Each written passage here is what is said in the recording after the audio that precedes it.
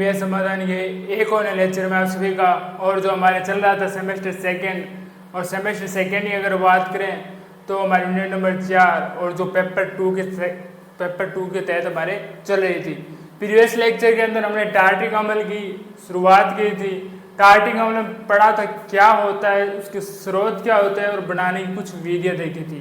आज हम जो पढ़ने वाले हैं, हम पढ़ेंगे टार्टिक अम्ल से रिलेटेड कुछ भौतिक गुणधर्म, साथ में कुछ केमिकल रिएक्शन, और आखिरी में हम जो टॉपिक का इसका एंड करेंगे उसके उपयोग के साथ कि कौन कौन से इसके उपयोग किए जाते हैं, हमें कहाँ देखने को मिलते हैं। पहले बात करते हैं इसके गुणधर्म की, फिजिकल प्रॉपर्टीज की बात करता हूँ। फिजिकल जब प्रॉपर्टीज की बात करते हैं इसको दो भागों में विभाजित करके पढ़ते हैं, डी टार्ट्रिक अम्ल और एल टार्ट्रिक अम्ल। जब बात करते हैं हम डी टार्ट्रिक अम्ल की जब बात करते हैं तो ये हमें प्रकृति में मिलता है, क्रिस्टल के रूप में मिलता है, जिसका गलनांक होता है 17 डिग्री सेल्सियस। परंतु जब मैं एल टार्ट्रिक अम्ल की बात करता हूँ तो प्रकृति में उपलब्ध नहीं है। तो सवाल आएगा आपके मन में कि हमें कहाँ मिलता है। जब आप रासायनिक मिश्रण का वियोजन करोगे तब हमें क्या मिलता है, ये एल टार्ट्रिक अम्ल मिलता है। साथ में हम बात करें तो ये जल में घुलनशील होते हैं अत्यंत, और इत्र में अविलय होते हैं। अन्य बात के बाद लिख लेते हैं भौतिक गुणधर्म।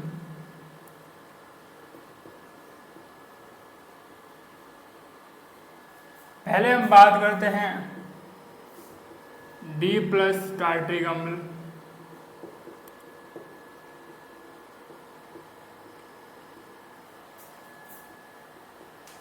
प्रकृति में उपलब्ध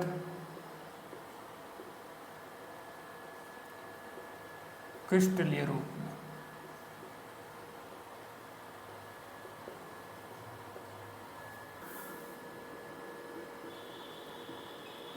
जिसका गलनांक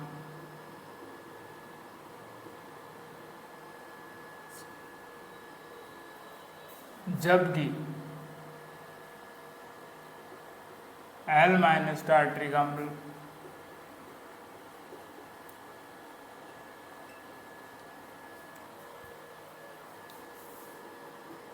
रासायनिक मिश्रण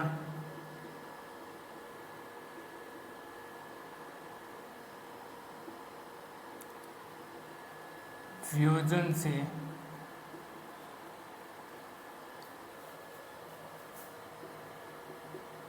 प्राप्त होता है। किससे प्राप्त होता है? रासायनिक मिश्रण के वियोजन से प्राप्त होता है। ठीक है, यह दोनों एक समान है,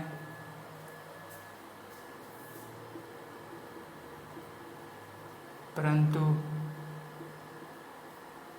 घूर्णक प्लस डिग्री माइनस 12 डिग्री होते हैं।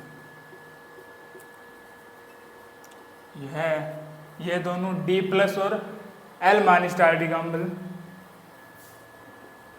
जल में होते हैं विलय अत्यंत, और क्या होता है इत्र में एल।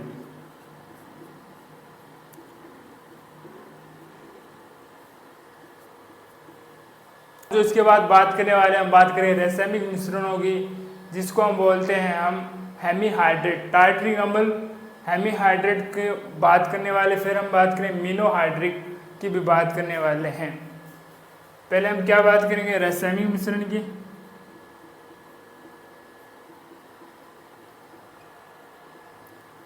ठीक है, टार्ट्रिक अम्ल,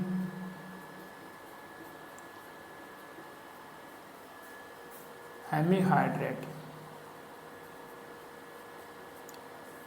ठीक है, इसके नीचे हम बात कर लेते हैं मेसोटार्ट्रिक अम्ल।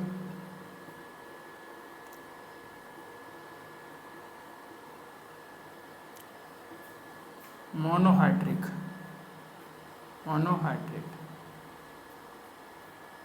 अब देखिए दोनों की हम तुलना करके इसको पढ़ते हैं। जहां मैं इसके गलनांक की मैं बात करूं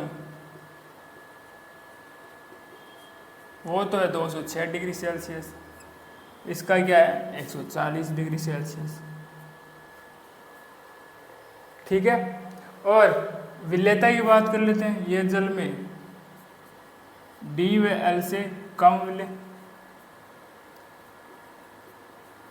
ये होते हैं अधिक विलेय। ये क्या होते हैं? क्रिस्टलीय ठोस।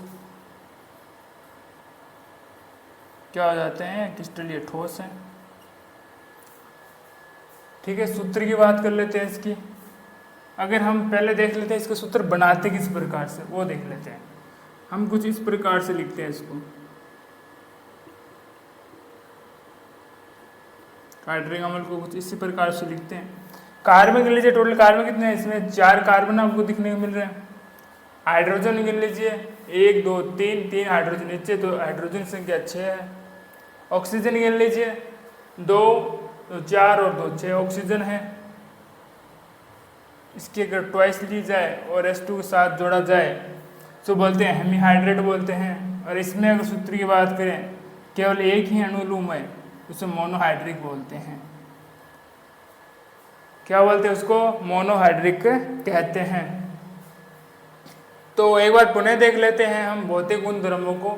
मैंने कहा जो भौतिक गुणधर्म की अगर बात करें, जो D है हमारे पास, D प्लस स्टार्टिंग प्रकृति में प्राप्त, जबकि L माइनस प्रकृति में प्राप्त नहीं है। इसको हम रासायनिक मिश्रणों का वियोजन से इसको प्राप्त करते हैं। ठीक है, और ये होते एक समान है दूसरे, परंतु घूर्णक होता है इनका प्लस और 12 और माइनस 12 के रूप में होता है। दोनों जल के अंदर विलेय हैं, ईथर में ये अविलेय होते हैं। रासायनिक मिश्रणों की अगर आप बात करोगे और साथ में हम बात करते हैं रासायनिक मिश्रणों में हेमीहाइड्रेट और मेसोटार्टिक अम्ल में बात करें मोनोहाइड्रिक की बात करते हैं। क्रम से इनका क्वथन गलनांक 206 डिग्री और 140 डिग्री होता है। ये क्रिस्टलीय ठोस होंगे। DL के मुकाबले अत्यधिक विलेय होते हैं जल के अंदर। ये क्या होते हैं? कम विलेय होते हैं DL के मुकाबले। अब हम क्या बात करने वाले हैं? केमिकल रिएक्शनों के बारे में बात करने वाले हैं। अगर केमिकल रिएक्शन की अगर बात करें, किसकी बात करते हैं? केमिकल रिएक्शन की। पहला होता है उष्मा का प्रभाव, या इसको क्या बोलते हैं हम? पायरुविक अम्ल का निर्माण। पहले हम क्या बना लेते हैं? हमारे पास टार्ट्रिक अम्ल का निर्माण कर लेते हैं।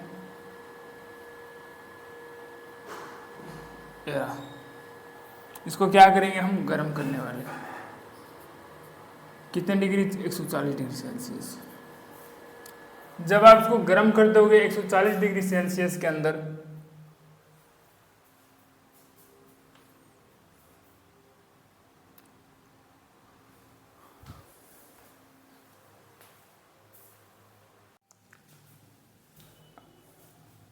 देखिए हम जो बात करने वाले, हम बात करेंगे केमिकल रिएक्शनों के बारे में। उष्मा का प्रभाव अर्थात पायरुविक अम्ल का निर्माण किस प्रकार से होता है।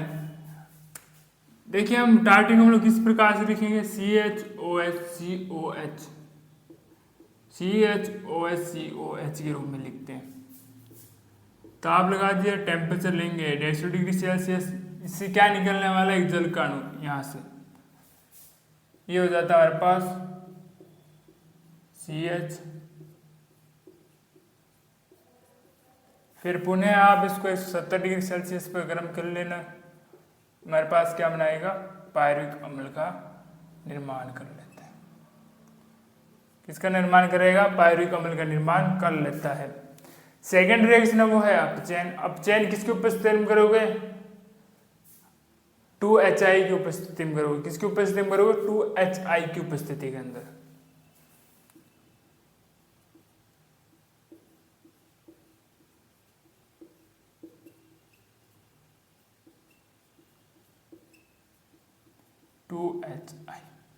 बहुत इंपॉर्टेंट रिएक्शन है, बहुत इजी रिएक्शन। थोड़ा इसको समझ लीजिए किस प्रकार से होती है।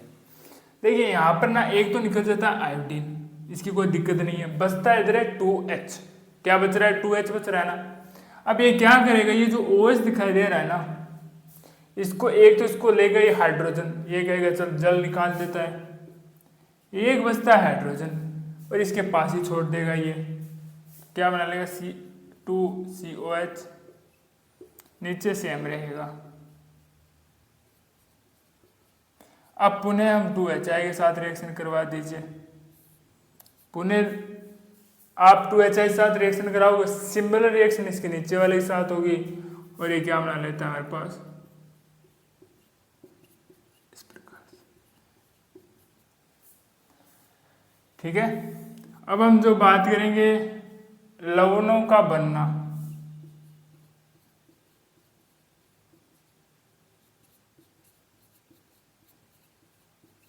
इसमें आप 2Na लिख लीजिए, या एक एक कर लेते हैं NOH के साथ रिएक्शन, इससे निकलने वाला जल ये रहा OH, ये रहा H।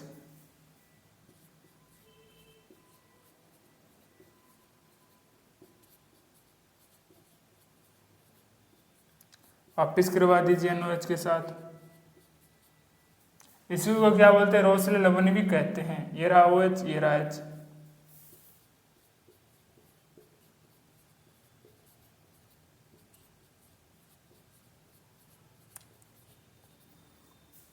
ठीक है, अब हम जो बात करने वाले हैं, हम बात करेंगे इसकी ऑक्सीकरण की।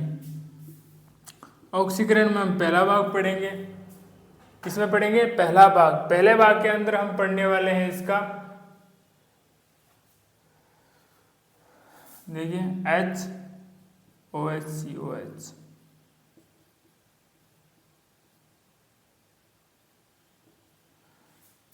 ठीक है, पहले भाग में हम पढ़ेंगे Ag2O, दो उसके अणु लेंगे, कुछ नहीं करने वाला, 4 Hg को ऐसे कैसे ये निकाल देता है, 4 सिल्वर को हम लिख देते हैं सिल्वर।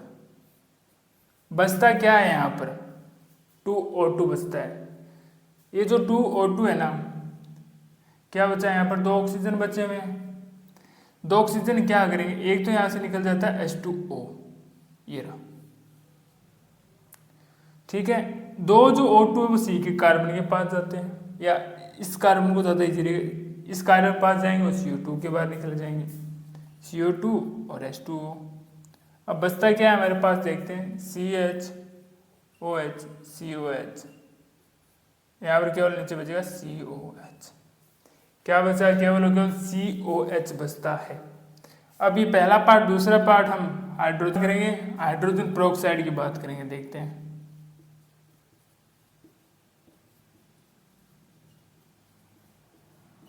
H2O2, यहाँ पर जो आपको हाइड्रोजन दिखाई दे रहा है, साथ में यहाँ पर क्या दिख रहा है, H2O2।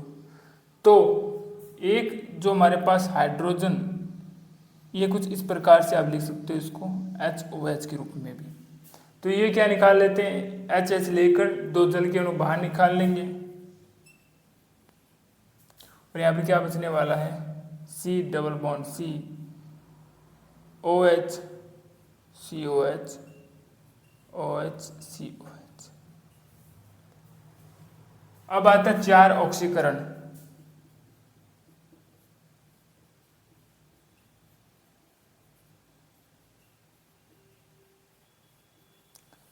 चार ऑक्सीकरण के साथ करवाओगे आप, तो यहाँ पर क्या और क्या बच जाएगा,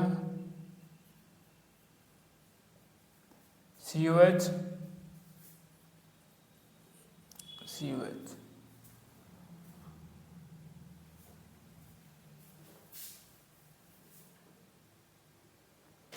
चार इसका ऑक्सीजन साथ करवाओगे तो क्या बचेगा इधर, COH और COH। आखिरी अंतिम अभिक्रिया है इसके H2SO4 के साथ। किसके साथ है, H2SO4 के साथ।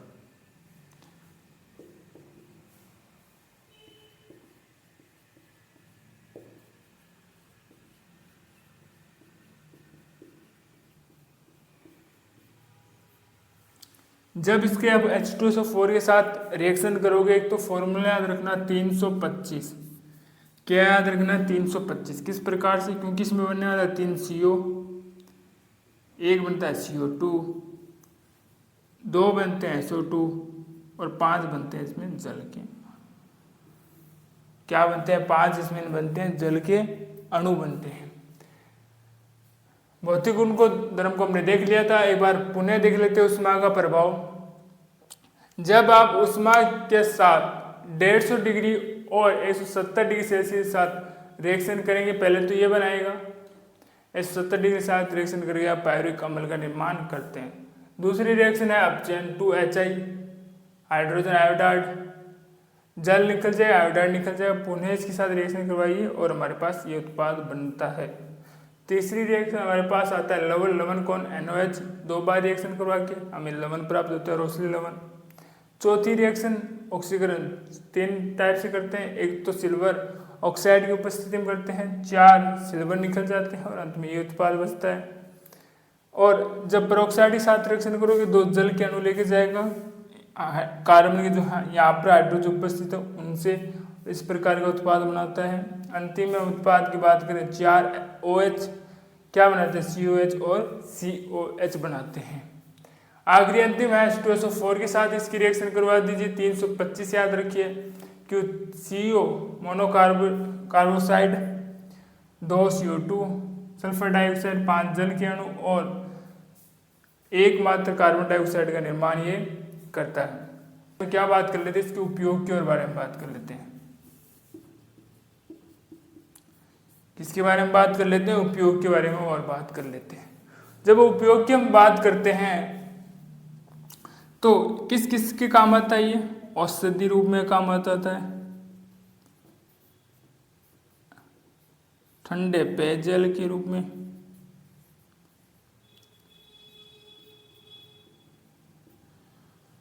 औषधि का काम आता है, ठंडे पेयजल के रूप में क्या आ जाता है, काम आ जाते हैं। ठीक है, साथ में आप कह सकते हो ये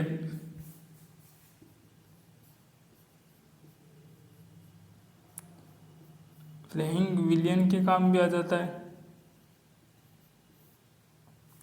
फ्लेमिंग विलियन जो बनाते हैं उसमें भी ये विक्रमक के रूप में काम आ जाते हैं। ठीक है, आशा करते हैं जो आज का लेक्चर है आपको अच्छे से समझ में आया होगा।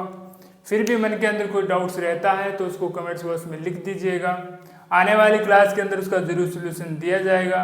लगातार पढ़ते रहिए और रिवीजन करते रहिए। मिलते हैं आपको एक और लेक्चर में, तब तक के लिए धन्यवाद।